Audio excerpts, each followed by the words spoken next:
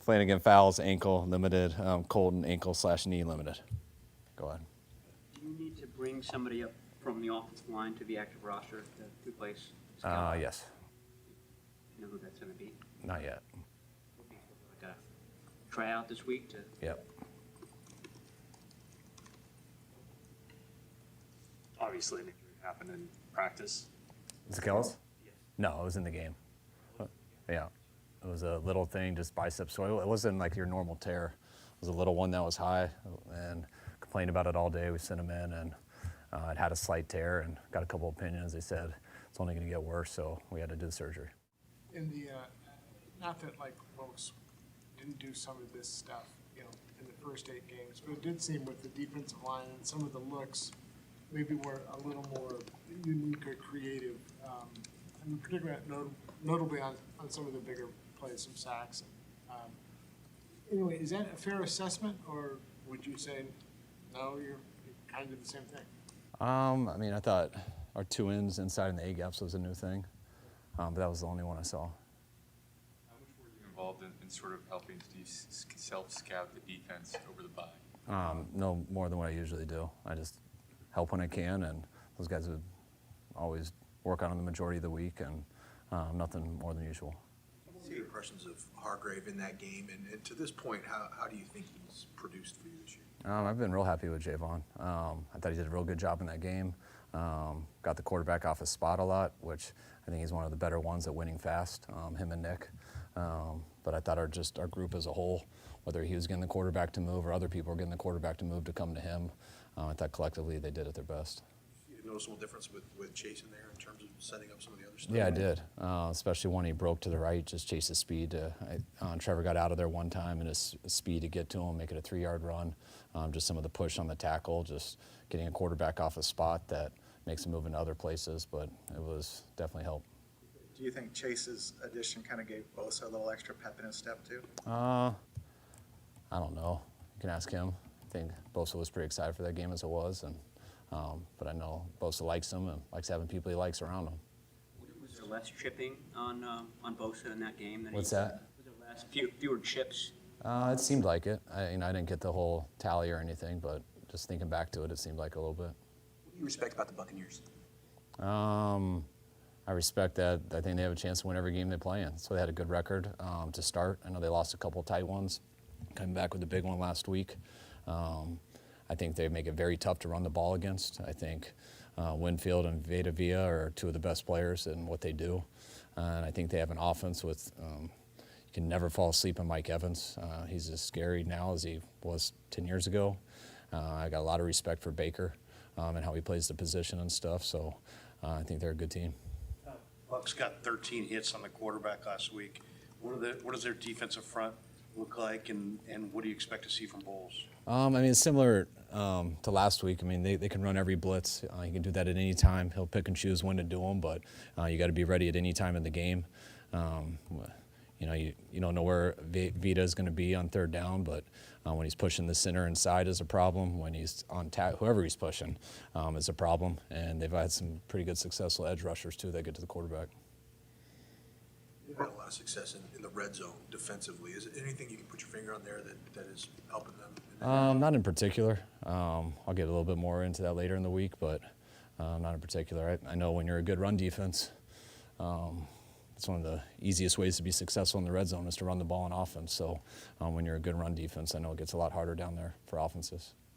Brock's played 17 games now. It's like the equivalent of 1 season is all, and he's accomplished a lot. What do you still want to see from him as far as going forward, as far as being an ascending player? I just like guys. I just feel you're always getting better or worse. So I like him to just continue to get better. I thought what he showed last year in the time he played, he showed he was capable of being our starting quarterback, and I don't think anything's been different this year so far. Did you have any different opinion of the first touchdown after watching it on film? No. I was happy he did it, and now I love the result. Love the result. His first start was against these guys, against Todd Bowles and his defense. What did you learn from him in that first start? It was similar to what he did in the Miami game. I mean, just to be thrown in there, some stuff not go perfect, and just to watch him not get rattled throughout it. He had a big mess up on that first play of the game and took a pretty big shot for it and got the personal foul, so it was very strategic, explosive by him. But the way he bounced back from that, and I think it was the next drive or maybe a couple plays later that he broke his rib, and no one had any idea till the next morning. Not that he was hiding it, he just didn't think it was broke. So just the guy to be under duress like that, and his first time really with us in a full game and the way he played, and I think it was pretty good foreshadowing on how he's handled everything for the next 16 games. When you watched the film of Brock Purdy, with Brock, of his first touchdown pass, does he agree with you that it was a bad decision, or does he feel like that's a play he can make? No, he agrees with me by the time he gets to the sideline. Yeah, no, Brock sees football pretty well. No one's going to be perfect. It's really easy when you're watching from afar. You got to react and play football in the pocket or outside the pocket. But he knows when he makes a bad decision, and that's why he's fun to talk to about it, fun to coach. I have an injury report question for you. Awesome. Is Banks out, or is it just out? He's out. He's out for the game. Yeah.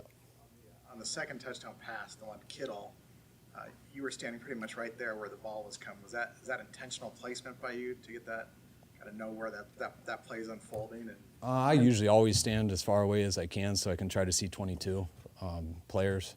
But I also know when there's a chance the ball's going deep, I like to always tell the ref how they're about to grab them and not let them go deep. But they didn't. They let them go. So it was nice.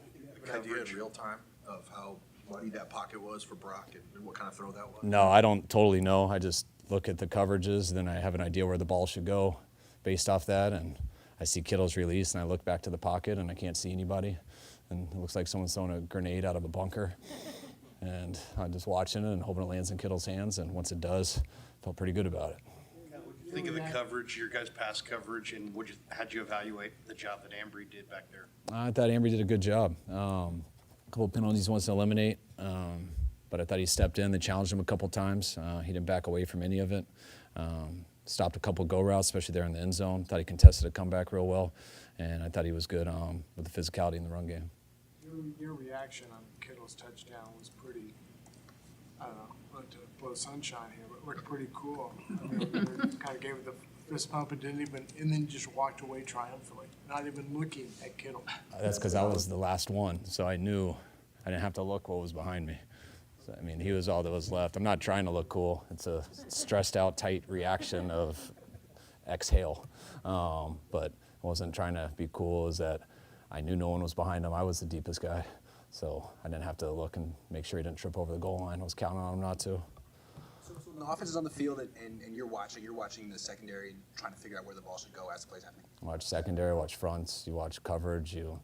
It's not just where it should go, it's where you know it's going to go based off of how long we block and look. And it's also so you can have an idea of what to call next and pick up stuff throughout the game. You don't watch like the ball. You would have to see that on the If anybody's watching the ball, that means they have no clue what's going on, except what the ball does. You guys signed a couple of offensive linemen to the practice squad recently, Jesse Davis and Henry Bird. Are either of those guys guard, center options like Zakel? Yep, they are. Yep. So it would be among those two guys, Ilm Manning and Corey Luciano to... Yeah, anybody who plays O-line that's in our building are our options. We'll see if any other added this week, but see how it goes. You prepare both Pryor and who's the other right tackle? Jalen Moore for McKivitz's spot. Would we what? Ready to go. You gonna prepare both those guys? Yeah, we'll Pryor? prepare both of them. Yep. All right, thanks, guys.